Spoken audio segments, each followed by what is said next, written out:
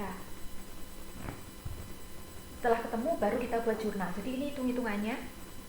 Kemudian nanti baru kita buat jurnalnya. Sekarang kalau misalnya kita belinya nggak tanggal 1 Juli, kita belinya 1 Agustus, gimana? Ya nggak masalah. Berarti nanti bunga berjalannya tidak 3 bulan, jadi mulai Agustus sampai ke April. 1, 2, 3, 4. Jadi bunga berjalannya 4/12. Seperti itu. Jadi kita belinya sembarang, tergantung. Ini kan ada banyak tanggal, Bu. Terserah jenengan mau belinya kapan. Belinya tanggal 1 November, Bu. Bisa apa nggak? Bisa. Berarti nanti bunga berjalannya 1 November di sini, kemudian pembayaran bunga terakhir kan 1 Oktober. Berarti bunga berjalannya hanya 1 bulan. Seperti itu. Jadi intinya bunga berjalan itu dihitung pada saat kita transaksi, kita membeli kapan, dihitung dengan pembayaran bunga yang sebelumnya. Oke. Ini hitung-hitungannya saya hapus. Ini karena papan tulisnya terbatas, saya hapus ya. Sekarang baru kita menjurnal. Jurnalnya, obligasi adalah bagian dari investasi, sama dengan saham. Maka jurnalnya di situ debitnya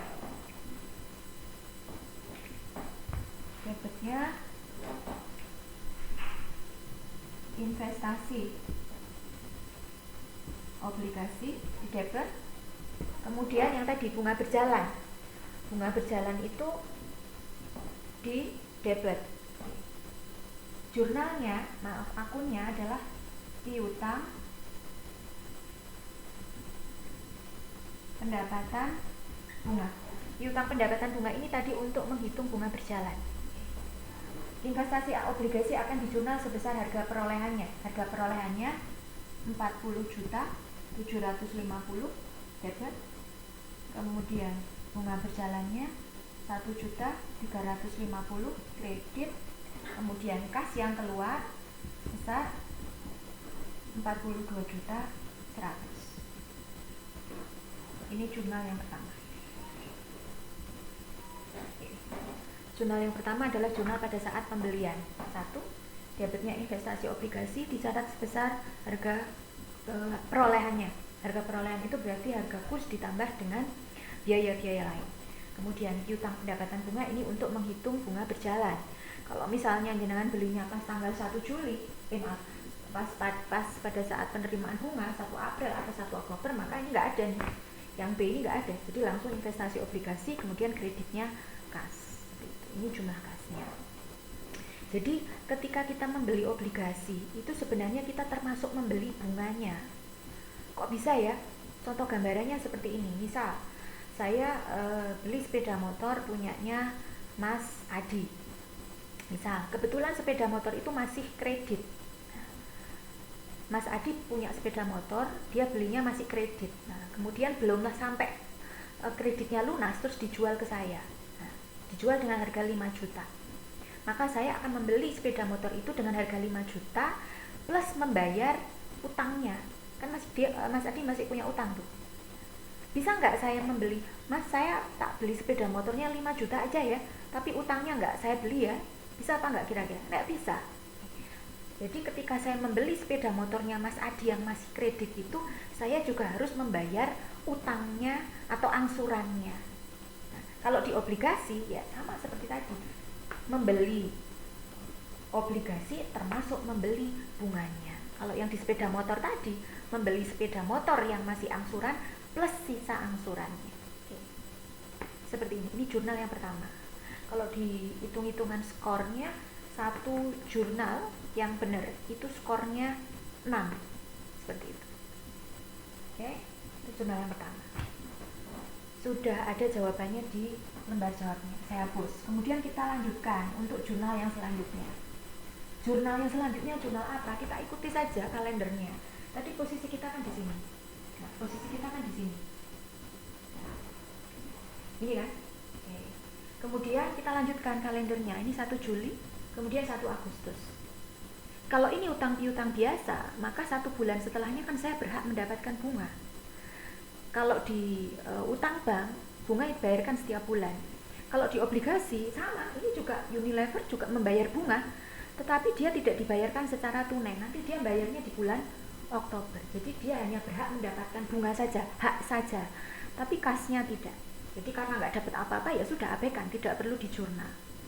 ini dapat bunga 1 bulan, ini juga dapat 1 September, juga dapat bunga 1 bulan, tapi tidak dicatat karena belum dapat kasnya. Nah, sekarang 1 Oktober. Nah, 1 Oktober ini kita harus mencatat. Kenapa? Karena pada tanggal ini Unilever akan membayar bunga ke AUFA, ke investor. Oke, berarti jurnal yang selanjutnya adalah pada saat pembayaran bunga, tanggal 1 Oktober 2018 saat pembayaran bunga. Oke, perhitungannya nih. Kalau pas pembayaran bunga, maka hitungan bunganya itu 6 bulan. Dari mana 6? 6 ini dihitung dari bunga ke bunga. Ini bunga yang pertama kan tanggal 1 Oktober. 1 Oktober, bunga yang kedua 1 April, bunga yang kedua 1 Oktober. Ini dari April sampai Oktober kan 6 bulan. 1, 2, 3, 4, 5, 6. Berarti 6 per 12. Kali, tadi bunganya di sini 12% kali 45 juta. Ketemu 1.250.000 kebetulan. Maaf. 2.700.000. Oke. Berarti tanggal 1 Oktober investor akan mendapatkan kas bunga sebesar 2.700.000. Kita jurnal. Kasnya 2.700.000.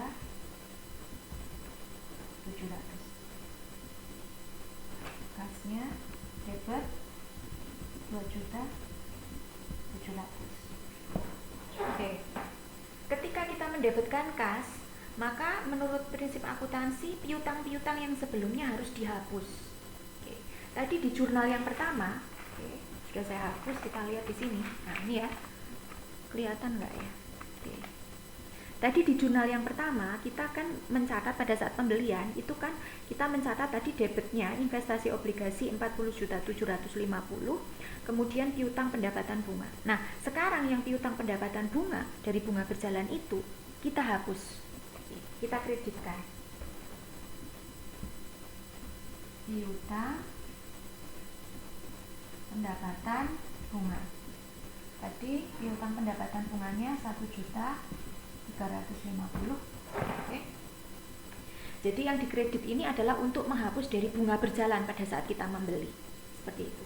Kemudian sisanya itu adalah pendapatan bunga. Berapa pendapatan bunganya? Ini kalau kita lihat selisihnya dia apa? 1.350.000. Tapi jangan dipas-paskan. Ini ada hitung-hitungannya nih. 1.350.000 ini ya. Ini yang 1.350.000 ini ada hitung-hitungannya nih. Pendapatan bunga ini berarti pendapatan real yang diterima oleh investor. Coba kita lihat dari sini, pendapatan realnya itu kan berarti mulai Juli sampai Oktober. Ini berapa bulan? Pendapatan real, pendapatan bunganya. Ini berarti kan 1, 2, 3 bulan. 3 per 12. 12 itu dari setahun, 12 bulan. Kali bunganya 12 per 100 kali 45 juta. Ketemunya sama persis.